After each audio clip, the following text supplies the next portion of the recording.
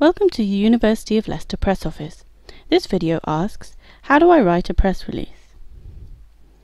Press releases are designed to draw attention to activities happening at the university, particularly those that enhance the university's reputation and visibility.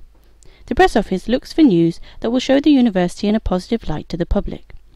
Press releases may be about research, inventions, discoveries, medical advances, events, student activities, new buildings, campus improvements, the success of our graduates, or the university's links to external businesses or institutions. An effective press release can turn any of these activities into interesting and eye-catching news stories. This presentation will take you through the 12 basic steps to writing a good press release. We're going to use this press release as an example of the 12 steps in action. Identify the newsworthy angle. Look at the story as a whole and identify what makes it interesting, relevant to the public, unique, life-saving, or particularly prestigious. In our example, the story relies on the prestige of working with world champion sidecar racers, competing in the most prestigious motorcycle race in the world.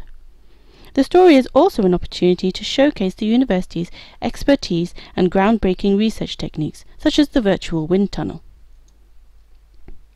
The hook. The newsworthy angle forms the hook of the story, which is the line that will capture people's attention.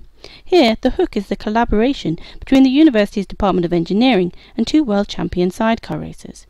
The hook is usually the first sentence of the press release. Headlines and subheadings. The press release begins with a headline and subheading, which contain key information about the story and draw the reader's attention. Headlines should be short and catchy, although subheadings can contain a little more information.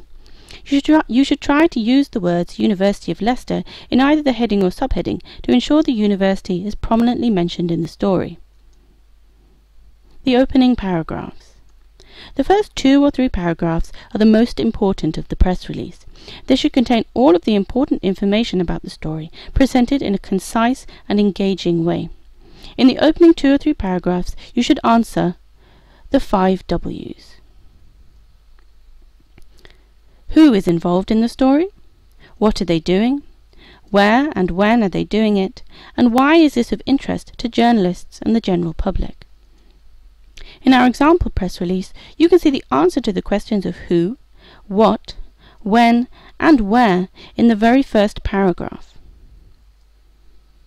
Add a quote. A quote from someone involved can add a personal viewpoint to the story and lends credibility. It can also help to break up the press release and add something a little different. It's good to get quotes from project leaders, researchers, or the people the story affects.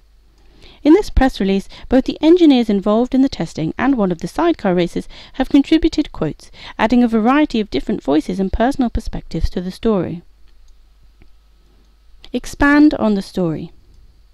You can use the remaining paragraphs to add any other information that's relevant to the press release. Anything vital to the story should go in the opening paragraphs, but you can use the lower section to add background or context and extra details that expand on what's gone before. Here is a good place to bring in additional quotes that add some depth to the story. In our example, the lower paragraphs give some background on the sidecar racing team and some further information on the type of tests the Department of Engineering are carrying out. Ending the story. Find a good way to end the story on a positive note. You might like to end the press release with a quote or a line that looks forward to the future. If the press release covers an event, the last paragraph should remind the reader of the time, date, and venue. Notes for editors.